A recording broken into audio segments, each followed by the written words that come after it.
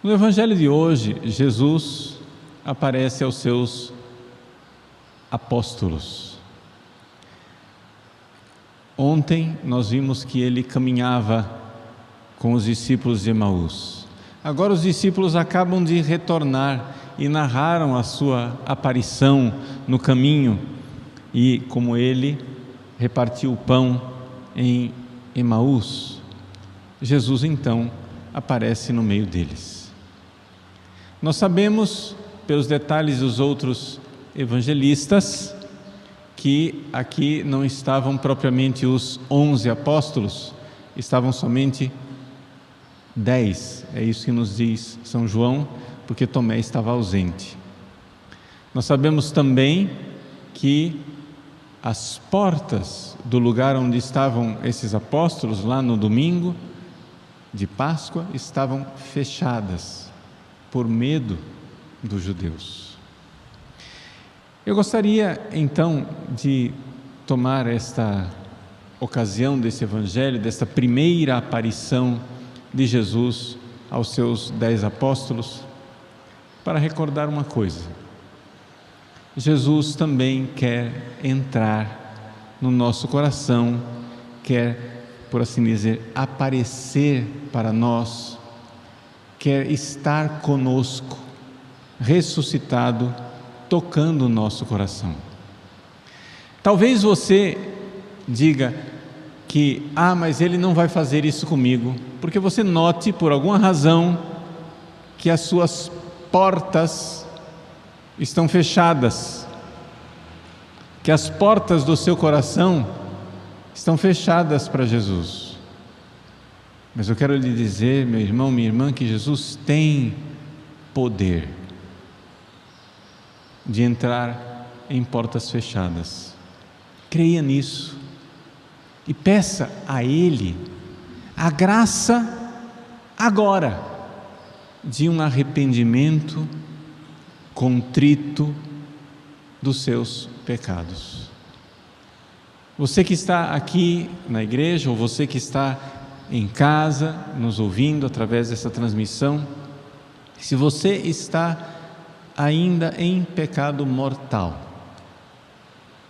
eu quero dizer para você que você não precisa nem esperar esta homilia terminar. Você pode receber o perdão de Deus agora. Você vai dizer: mas padre, como se eu não me confesso, se eu não me confessei? Você pode receber o perdão de Deus agora, se você verdadeiramente pedir a Deus perdão do seu pecado, arrependido de tê-lo ofendido. Não arrependido simplesmente por ter perdido o céu ou merecido o inferno, mas arrependido de coração de ter ofendido a Deus. Olhar para o mistério do Cristo na cruz e ver as ofensas, as chagas e as dores que o meu pecado, eu, meu pecador, me confesso a Deus, eu, pecador, o que o meu pecado fez e ofendeu a Deus. Meu irmão, minha irmã, o que eu estou descrevendo para você é a graça maravilhosa da contrição perfeita. A contrição perfeita, ela é uma graça de Deus que nós poderíamos comparar ao Cristo ressuscitado que entra nas portas trancadas. Um coração que até então estava no pecado, um coração que até então estava nas trevas, e arrependido, contrito de ter causado a dor e o sofrimento em Jesus pelo seu grave pecado, arrependido com o firmíssimo propósito de não mais pecar. Jesus ressuscitado entra nesse coração que estava de portas fechadas e traz o perdão e traz a graça. Deixa eu explicar para vocês, para que você não fique confuso com o que eu estou dizendo. A Igreja Católica, ela professa clarissimamente que é possível receber o perdão dos pecados graves, até mesmo sem a confissão, por uma contrição perfeita. Deixa eu descrever para você não ficar escandalizado. Quando a pessoa se arrepende do jeito que eu estou descrevendo, e para não ficar dúvida, eu vou descrever outra vez ainda. Quando a pessoa se arrepende desse jeito, não qualquer arrependimento, esse arrependimento que nós chamamos de contrição perfeita, quando a pessoa se arrepende, ela é perdoada na hora. Aí depois a pessoa vai se confessar, e a absolvição dos padres só ratifica aquele perdão que já aconteceu. Já aconteceu.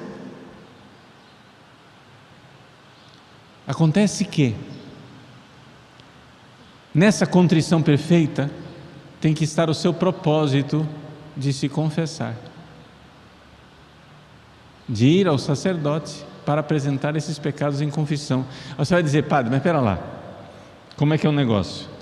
Jesus dá um perdão condicional,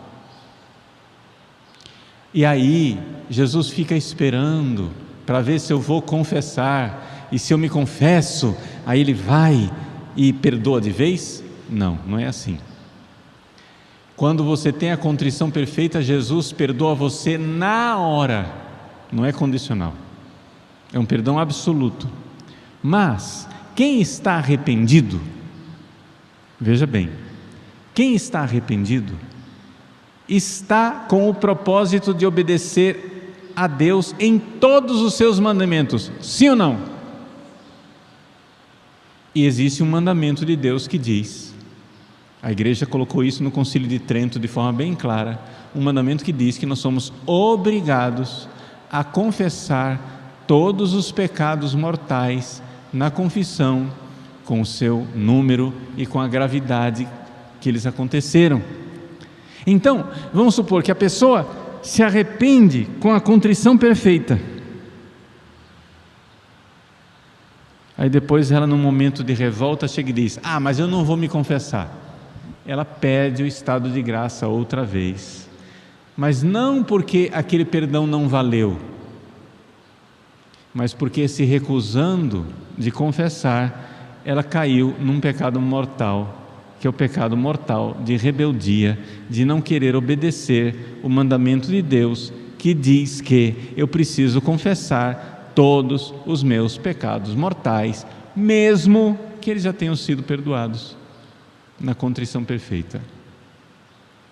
Além disso, é muito importante a gente apresentar os pecados mortais na confissão, porque você pode sempre estar em dúvida que você tenha ou não alcançado a contrição perfeita. Então, vamos entender. A contrição perfeita é uma graça. A pessoa recebe a graça da contrição, do arrependimento perfeito. Dentro desse arrependimento perfeito já está o propósito de se confessar apresentando esses pecados. Naquele momento em que a pessoa se arrependeu, a pessoa é perdoada.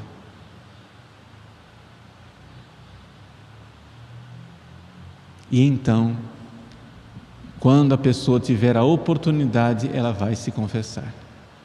Por que é que eu estou dizendo isso? Porque, infelizmente, nestes tempos de pandemia, em muitos lugares, as pessoas não estão tendo acesso ao sacramento da confissão. Então, se você não está tendo acesso ao sacramento da confissão, você pode sempre saber que você será perdoado se você fizer um ato de contrição perfeita. E eu estou ensinando isso para a salvação das almas, para pessoas que estão em hospitais, em UTIs e que não estão podendo se confessar. Se você tem uma pessoa nesta condição, que está no hospital, mande o vídeo desta homilia para ela. Mande o vídeo desta homilia para uma pessoa que não está tendo condições de receber um sacerdote nesse momento. Se você pode se confessar, é evidente que você vai se confessar. Mas eu preciso ensinar isso para aquelas pessoas que estão em uma situação fechadas, em hospitais, em UTIs, e não têm a consolação dos sacramentos. Eu quero dizer para você, meu irmão, que isso não é opinião do Padre Paulo, isto é verdadeiramente o ensinamento oficial, a doutrina mais segura da Santa Igreja Católica. No momento que uma pessoa faz um ato de contrição perfeita, o Cristo ressuscitado entra nas portas fechadas daquele coração e dá o perdão dos pecados para essa pessoa. Nessa contrição perfeita está o propósito de se confessar, apresentando esses pecados na próxima confissão. Mas o perdão acontece ali, naquele momento.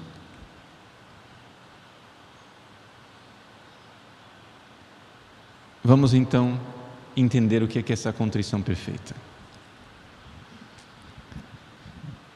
Quando você está arrependido dos seus pecados, com firme propósito de não mais repetir esses pecados, você se apresenta no confessionário. Mas pode acontecer que as pessoas que vão para o confessionário não tenham uma contrição perfeita. Pode acontecer que as pessoas que vão para o confessionário tenham somente uma contrição suficiente. Uma contrição que não foi perfeita, que não perdoou ainda todos os pecados. Então, o que é que faz a confissão? Pega aquela contrição imperfeita, porém suficiente.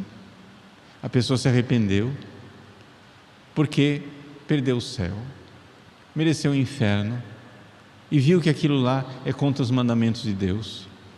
Ela está com propósito, não quer mais ofender a Deus, etc, etc. Então, aquilo lá, o sacramento pega e ergue aquela contrição imperfeita até o suficiente para perdoar. Mas por que é que as contrições são imperfeitas? Porque a pessoa, além de se arrepender de ter perdido o céu, merecido o inferno, transgredido os mandamentos de Deus, perdido o estado de graça, apesar da pessoa ter um firme propósito de não mais pecar, infelizmente, um número grande de pessoas, quando se arrepende, não se arrepende verdadeiramente de ter ofendido a Deus. Aqui que está a coisa da contrição imperfeita. Você enxergar verdadeiramente que ofendeu a Deus, que é tão bom e que é digno de ser amado.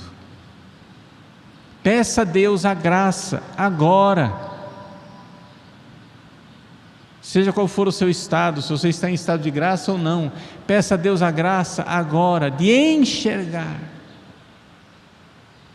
com o fundo da sua alma que com os pecados graves você ofendeu a Deus, você cuspiu no rosto de Jesus, que é tão bondoso, e olhe para Jesus, para o rosto ensanguentado dele, o rosto escarrado por você, e diga: Jesus, me perdoa. Como Verônica, pegue um lenço e queira enxugar o rosto de Jesus e dizer: Jesus, eu prometo, eu não vou voltar a vos ofender. Jesus, eu vos ofendi gravemente, eu ofendi vossa santa face com meus pecados. Meu irmão, minha irmã, se você fizer esse exercício espiritual de rezar e dizer: Jesus, eu vos ofendi, eu quero reparar essa ofensa, eu ofendi a vossa divina majestade, eu ofendi a vossa bondade, eu mereci o inferno, Jesus, mas vós sois tão bom que quereis correr ao meu encontro para me dar o céu de presente. Este arrependimento